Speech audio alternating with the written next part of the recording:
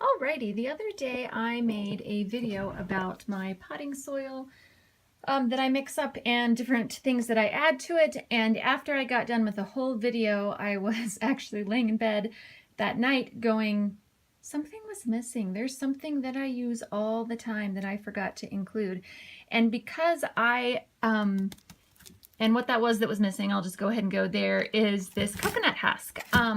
I use this in conjunction with regular potting soil, and usually I have this already mixed in with my potting soil so that it's, you know, half and half, only half potting soil and about half coconut husk.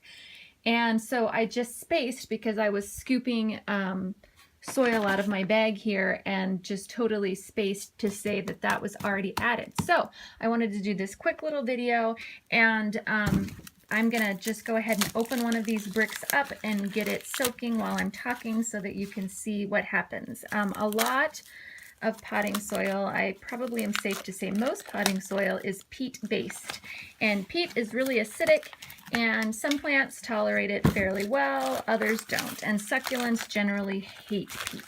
And it comes in a brick like this.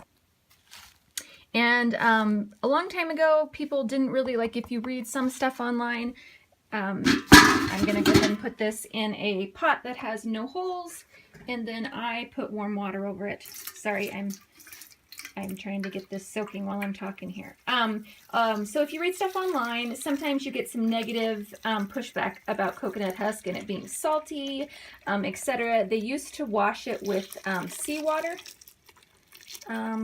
back when, and that would tend to not be great for the plants, and but now they wash it with fresh water, and it's just a lot more accessible and better quality and better for the plants. So I just kind of peel, the water just softens it, and you can kind of just start dissolving. I don't want this super wet, so you can just leave the brick with a bunch of water, but I'm gonna slowly add this. But it's not, it doesn't, for me anyways, it doesn't seem to hold as much water. Say hi to my kitty. It doesn't seem to hold as much water as peat does. It isn't as acidic, and in succulents, when I want some soil, so to speak, I don't want it all sand and grit. I want some organic material of some variety, but not peat. This is what I use. And so I've had multiple comments on some of my pots of, oh, your soil looks kind of peat heavy, and I'm like, actually there's probably no peat at all in that. But then I realized this is what it is. This is the coconut husk is what they're seeing, and it does look a lot like peat, but it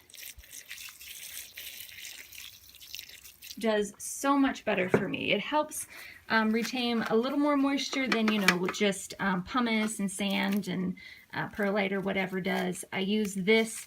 I use a little bit of coconut husk along with pumice, mostly pumice, and a little bit of vermiculite for my lithops. Lithops don't like much organic material, but a little bit of coconut husk, at least for me, seems to do well. I tend to be an underwaterer all the way around with my succulents, especially in the summer. So having a little bit more organic matter in most of my succulents is helpful for me.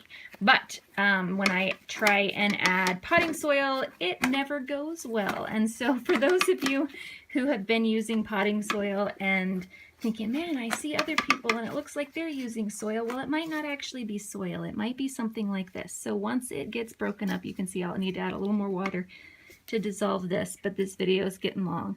So this is what it should look like. And it's just ground up coconut husks.